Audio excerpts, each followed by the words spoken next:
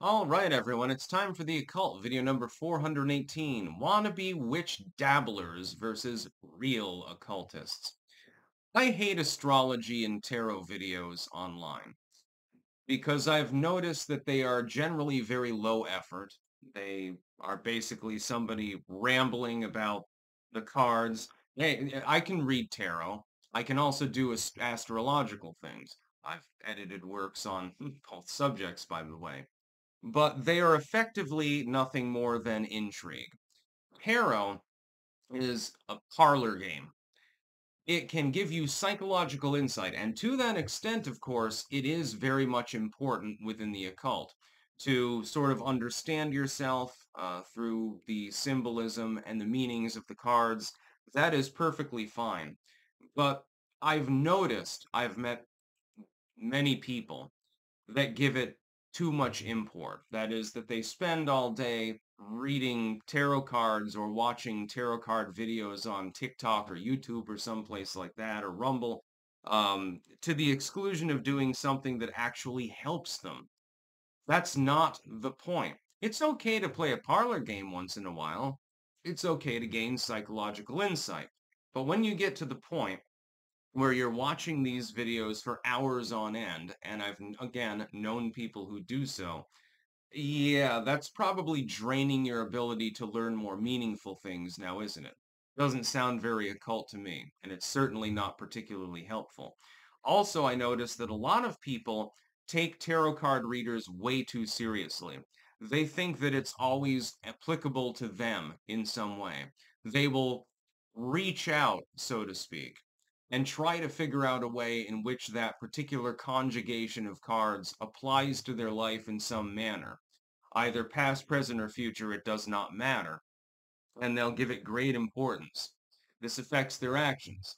Again, that lack of self-will because you're being compelled by a tarot card reader, some random TikToker or something like that, is not particularly occult. Astrology. I think that astrology is highly interesting. And because I believe in epigenetics, I do believe that the moment of your birth, depending on climate, of course, can be applicable to your life situation. Certainly, it can affect your long-term health and so forth. If you're born at a certain time of year with the sun, being more bright or being darker, or so and so forth, moon phases and things like that, it creates a tiny change within your body. So to that extent, astrology is absolutely, again, applicable. And not just to the occult, but to science as well. Again, mentioning that these two things tend to be twain anyway. But the real occult is more than witchy hoodoo nonsense. It's not voodoo dolls and tarot cards and things like that. It's energy work, it's meditative trance, it's rituals of a somewhat darker nature in certain cases. It's twain with medicine, with healing, not pharmaceutical medicine, of course, but herbal medicine especially, and things of that nature. That's more of the occult. It's a deeper, more abiding understanding of the world around you, and trying to uncover its secrets. Some of these secrets elude people specifically because they get distracted on their fucking phones watching tarot card videos every day. Well, there's nothing wrong with that form of entertainment. But when you become obsessed with it, this is no longer occultism. And so there is effectively a war, one which I've waged several battles in myself personally, between wannabe witches and actual occultists. It's sort of like, look at hedge Wiccans. Now, I do not see anything negative about hedge Wicca. Green witchcraft is perfectly great. Actually, I support it. If a person is going to be a dabbler, at the very least, they're growing things, they're stringing up herbs, they're pickling shit, and these are all good things. It's wholesome. It's kind of cottagecore sometimes, but it's wholesome. It's nutritious. It's wonderful. They just don't understand exactly why they're doing it. They think that that poultice that they made is going to cure cancer or something. Probably not going to do so. That being said, it's a branch, an offshoot of a path that was created by a dude who simply wanted to watch witchy titties dancing around a fire. That was literally all that Gardner wanted to do when he created the original sort of modern witchcraft, you could call it, of which Hedgewicca is an offshoot. He wanted to see naked witch titties. That's pretty much his goal. And that's definite. He wanted to watch, priestesses dancing around the fire and stuff like that, Wicker Man style, so to speak. The problem with dabbling with witchcraft is that sometimes people can get brought down a very, very evil path. I don't mean evil in the sense of black magic. I practice that on a regular basis. I love to lash out at those that have wronged me. But, it's justified, but whatever. So call it black magic if you want.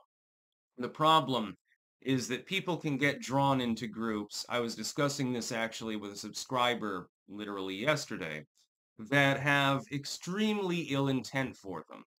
And they're also not occult at all.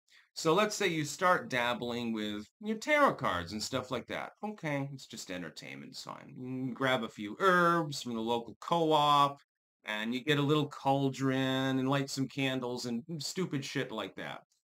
Harmless. Maybe a waste of time, but ultimately harmless.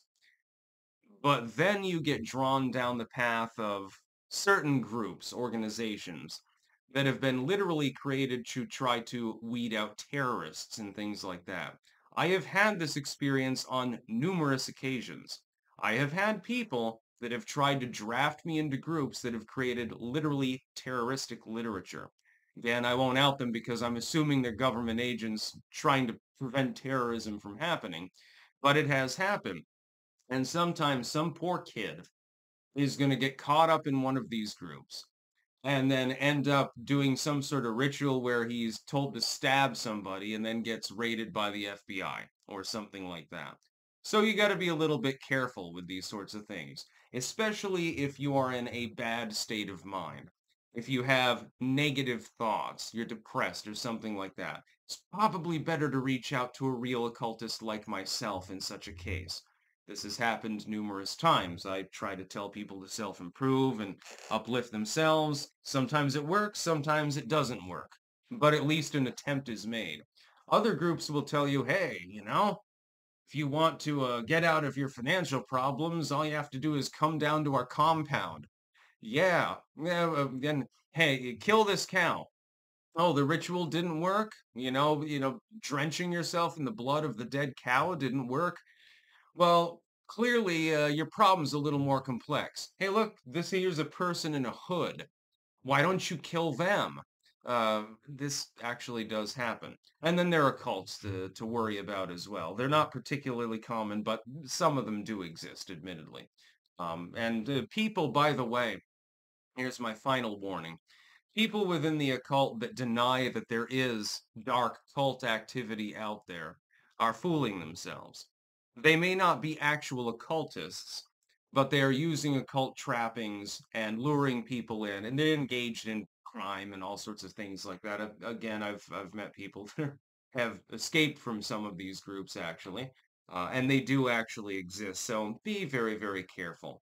Witch dabblers, um, it can be harmless. Like, you watched a couple of tarot videos. That's fine. Whatever. It's just entertainment. It's a parlor game. You own, like I do, the Rider Waite deck or something like that. It's fun. Sometimes it's fun to cast the cards, but it's entertainment. It's not real occultism. It can give you psychological insight and literally nothing more. The herbs that you're using, some of them are medicinal. Some of them are also very tasty, by the way. But that doesn't make you a witch. It makes you, basically just a dabbler, a neophyte, so to speak. That's about all. Peace out.